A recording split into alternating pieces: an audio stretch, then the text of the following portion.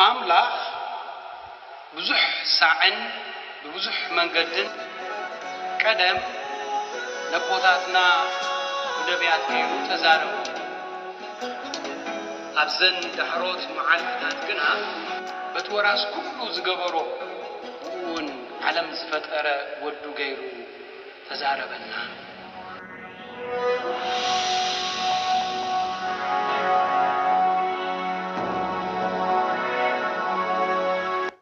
ناي علوتو أبناي لاتين قداسي زنباب نبابات قال أملاخ قداماي نباب خبتن بيت مكياس مراف شدشتي فقد حدك ساعة فقدي شمنتي وغزابيهر نهزب إسرائيل زبلوم زلو سمعو وغزابيهر تنسي نگر كاون أسمع انباتاتن كد خدتاتون لاتن السغاة تبلو يسمعو وغزابيهر مسو هزبو نگر اللوو ومس هزب إسرائيل مقوت اللوو أمو أتو مخران نسخاتكمون صنعات مسرت مدري لتغزابيهر زبلو سمعو وغزابيهر كمزي يبلالو أتم هزبي انتاي جيروكمية بمنتاي كي أتكم كوخم اسكي ملوسلي أنا كاب هاجر جبسي أوصاكهم وكاب بيت بارنت أدحانكم كمرحكم دما نمسينا أرونن مريامن سدد كلكم أنا ناخاتكم كدحن زقبركم انت تفلطو نتي بالا النقص مآب زمخورو بلعان ودبع عوركا زملسلو ذكرو ونتي خابلسي شتيم كسا جلجال زخون ذكرو ناب قدم እግዚአብሔር እንታይ ሒዜ ክመጽእ ከመይ ገረኸ ኣብ ቅድሚ ልዑል ኣምላኽ ክሰግድ እየ ዝሓርር መስዋዕትን ኣባይትን ሓደ ዓመትን ከቕርብ ዶ ኣብ ቅድሚኡ ክመጽእ ንእግዚአብሔር ዶ ኣሽሓት ደዓውልን ኣላፋት ወሓይት ዘይትን እንተ ዘቕርበሉ ባህዶ ምበሎ ኣብ ክንዲ በደለይ በኽሪ ወደይ ኣብ ክንዲ ሓጢኣተይ ከዓ ፍረ ከርሰይዶ ክውፍየሉ ኣይፋልን እግዚአብሔር ሰናይ ዘበለ ኣፍሊጥና ኣሎ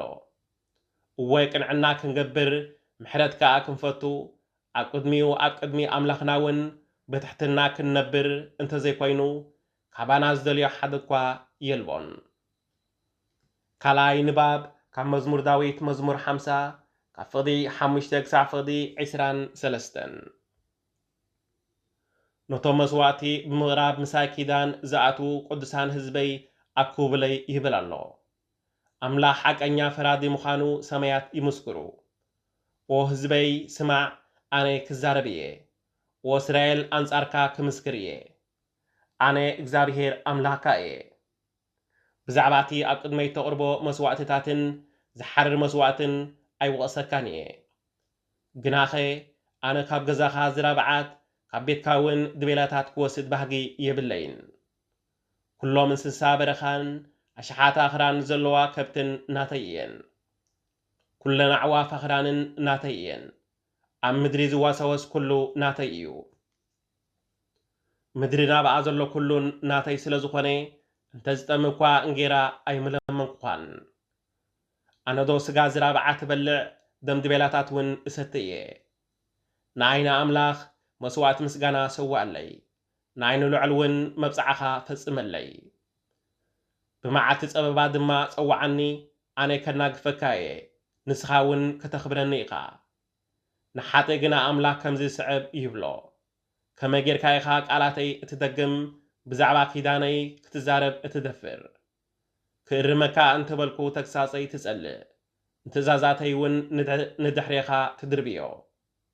ስራቐይ እንተረእኻ ምስኡ ትተዓራርኽ ምስ ኣመንዝራታት ድማ ተሓብር ኩሉ ግዜ ክፉ ንምዝራብ ድልው ኢኻ ሓሶት ንምዝራብ እውን ድሕር ኣይትብልን ኢኻ ተቐሚጥካ ንሓውኻ ተሓምዮ ንወዲ እኖኻ እውን ተነውሮ ኣለኻ እዚ ኩሉ ጌርካ ኣነ ስቕ በልኩኻ ስለዚ ከማኻ ዝኾንኩ መሰለካ ግናኸ ኣነ ክግስጸካ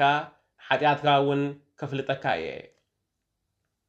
ኣቱም ናይና ኣምላኽ ትርስዑኒ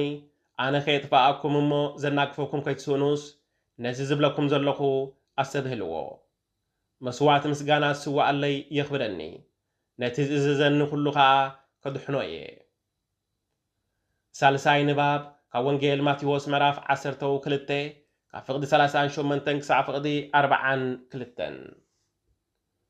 شعو قلياتهم كم مهمران حقن فريساويانن وممهر خباخات مرتي كنرئي ندلي ألونا بلوو نسوغن كمزي إلو من لسلوم إذا خفتن زماويتن ولدو إزياء تمرتي تدلع الله انتخوني بزي تمرتي نبي يوناس كالئ تمرتي أي وهبانيو يوناس كبدا عسا سلسته معلتن سلسليتن كمز قبري كموخا ودسب أوشتي مدري سلسته معلتن سلسليتن كقبريو سبنا نويه بسبكة يوناس تنسيحهم يمو بمعت فردي نزاولدو إزياء تنسيهم كفردوا يوم امبار كاب يوناس زعبي أبزي إنه نقص عزيه بطبب سلومن كتسمع كاوسن مدري مسيا يامو بمعتي فردي تنسيا نزولدو زي كتفردا إيا امبار كاب سلومن زعبي أبزي إنه زي قال እግዚአብሔር አምላክ እዩ ቃል እግዚአብሔር አምላክ ተመስገን